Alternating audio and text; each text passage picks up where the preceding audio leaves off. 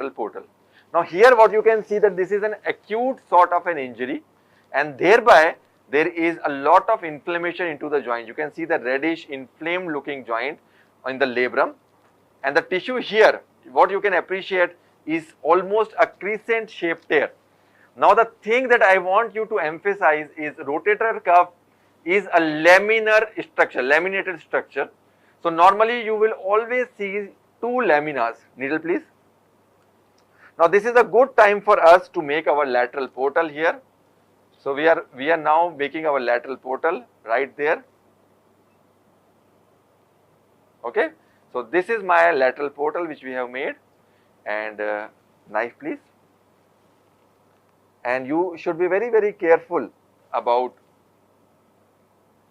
this laminar structure, because laminar structures are very important. And grasper please. And you should always be aware of the laminated structure of your rotator cuff. So if you can see, this is my inner lamina, and this needs to be reduced like this, and then there is an outer lamina which can be reduced like this. Okay. So this particular case, very nicely differentiated laminas are there, the inferior lamina as well and the superior lamina as well. And if you ask me that out of these two, which is the most important lamina, then that is the inferior lamina which is more important, and inclusion of the inferior lamina in my repair is very imperative to a good success. Now what I would be demonstrating now today is a new technique which is called as a lamina specific rotator cuff repair, in which we will be repairing both the laminas separately, and thereby we would be able to attain a better tension and a differential tension in both the laminas, leading to a good repair, tension free repair, and a more anatomical kind of a repair as compared to the standard double row repair. So this will also be a double row repair, but here we will be tensioning and repairing the outer lamina which is seen here and inner lamina which is seen here separately. Before doing that, I would be just making a small cleavage, although there is a good cleavage here. RF please. RF please. Although there is a very good cleavage here, but still I would make a little bit more cleavage so that my suture passing instruments can make their way easily in that particular area. So I would make a cleavage in between the inferior lamina as well as the superior lamina. At this point of the time, specifically in the case in which the rotator cuff is involved and I don't have an injury to the subscapularis, here you can see the subscapularis is pristine. You can see that the subscapularis is very good and very much intact. There is no tear in the subscap as such.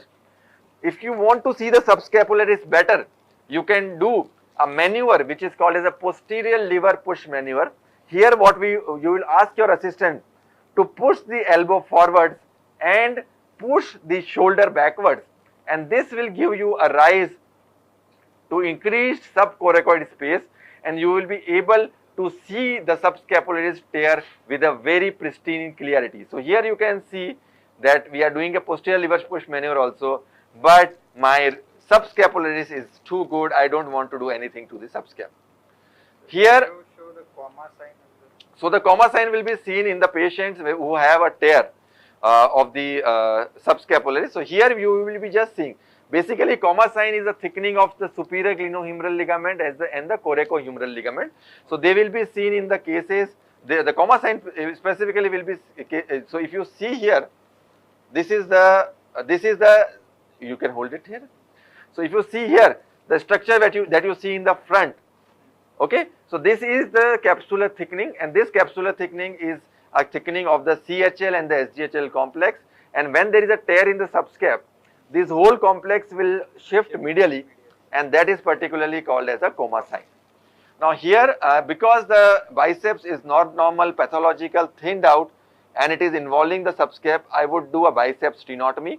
It is little controversial, RF please, but I would rather do a tenotomy. So there are people who will feel that the tenotomy is not necessary in this case, but occasionally these biceps can be a pain generator, and most of our patients are more worried of pain rather than their function. So in these kind of patient with anterior supraspinatus involvement, I would go ahead and do a tenotomy. This is a little bit controversial and some of the surgeons may argue that this is not needed in this particular case, but I would do it if the anterior part of the subscapularis and the anterior part of the supraspinatus is involved. So if the upper subscapular is involved, anterior supra is involved, I would more commonly do a biceps tenotomy than not do it. Now then at this point of time, I will be just doing a little bit of release of the rotator interval tissue, not a too much release, but a release so that I make my rotator cuff laminas more and more pliable and mobile. So you can do a little bit of release here. Now this is called as a superior capsular release, which I am doing on the top of the glenoid. So this is called as a superior capsular release that we are doing, and we will be just removing the tissue also which is heated and hot. So the next step for us is to make a posterolateral portal. So what I would do is I would make a needle, I would make a posterolateral portal, and this will be approximately in this part. Knife please, Bissinger rod please, and I would put the Bissinger rod into the subacromial space, visualizing from the intra-articular aspect, and this Bissinger rod should go into the subacromial